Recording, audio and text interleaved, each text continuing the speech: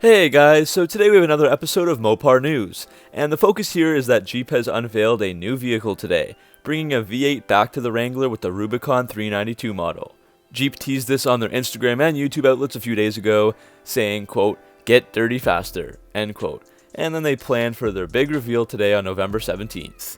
So let's get right into everything that you need to know about this thing, and make sure to subscribe to the channel if you're new for all your Mopar content. So this has been coming for a while now. In July, Mopar tried to crash the Ford Bronco's debut party and showed off their Wrangler Unlimited Rubicon 392 concept. And that was actually supposed to be formally announced at the Moab Easter Jeep Safari, but of course the pandemic and lockdown orders denied that. The concept was spotted on public roads around the Metro Detroit area, with hoods from the Gladiator Mojave, 17-inch beadlock wheels, and a dual exhaust with quad tips. And the concept of course had the 392 cubic inch Hemi, or 6.4 liter V8, with 450 horsepower and 450 pound-feet of torque. That engine of course is shared with the Dodge Charger, Challenger, Durango, and Jeep Grand Cherokee SRT.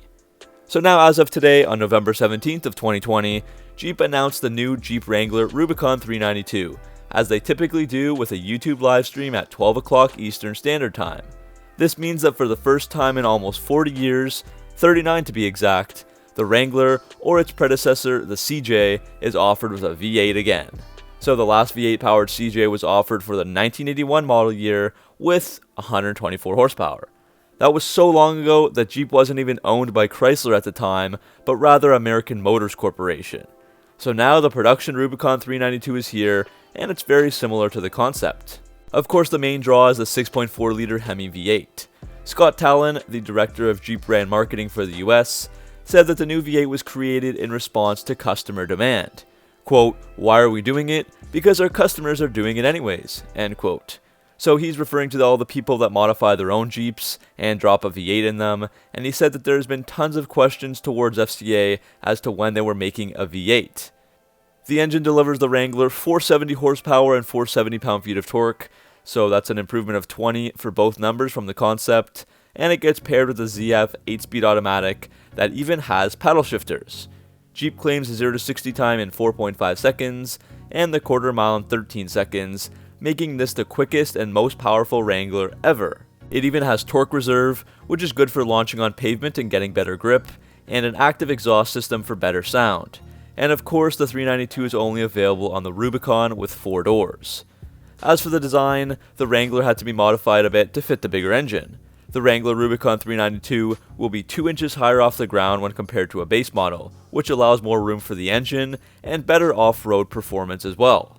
Now it can wade through 2.7 feet or 32.5 inches of water.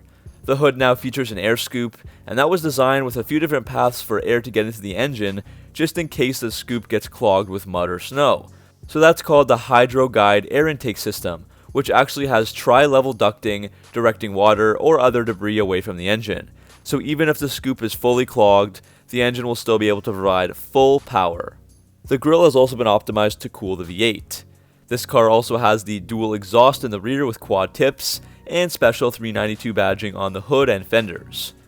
When it comes to off-roading, the Wrangler Rubicon 392 has upgraded frame rails and suspension, Fox shocks, strengthened upper control arms, and heavy-duty brakes. 33-inch tires are standard with the beadlock-capable 17-inch wheels, and Jeep says that the breakover and approach and departure angles are all improved because of that. The Jeep is also equipped with a full-time 2-speed transfer case, Dana 44 axles with electronic locking differentials, electronic front sway bar disconnect system, a 3.71:1 final drive ratio, and a 48:1 crawl ratio, so the Hemi's displacement can be used as an engine brake.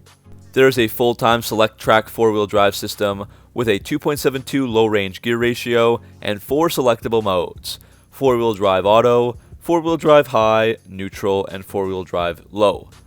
Inside, the Rubicon 392 has leather seats with bronze stitching and a new instrument cluster. You can also find Rubicon 392 badges embroidered on the seats. The 8.4-inch Uconnect System is standard, so it can display the Jeep off-road pages, showing you things like pitch and roll, GPS coordinates, and power distribution. The infotainment group, safety and advanced safety groups, and body-colored hardtop are all standard features. Normally these would be optional in the past.